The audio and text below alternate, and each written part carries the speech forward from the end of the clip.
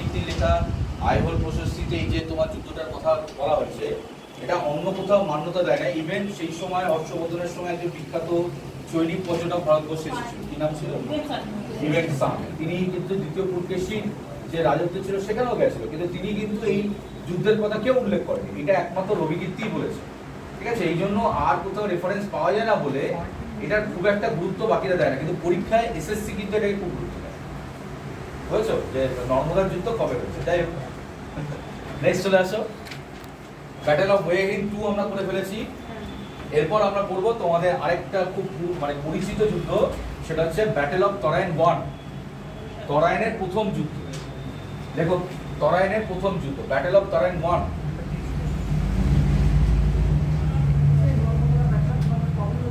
ওই 618 রেডি। এবং কে জিতেছে?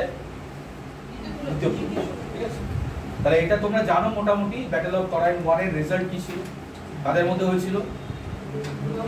মোহাম্মদ ঘড়ি আর পৃথ্বীরাজ চৌহান। দিল্লির সেই সময় রাজা ছিলেন পৃথ্বীরাজ চৌহান, আর গজনির সুলতান এসেছিলেন কে? মোহাম্মদ ঘড়ি। তাহলে প্রথম যুদ্ধের ফলাফল হয়েছিল কি?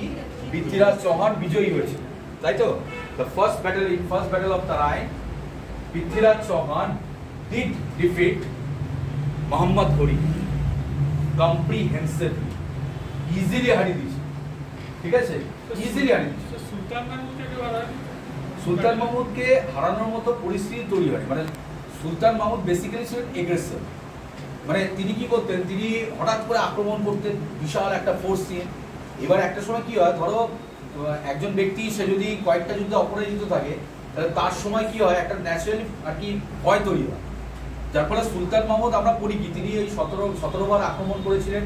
সেই সময় তিনি একাধিক রাজ্য লুণ্ঠন করেছিলেন, তার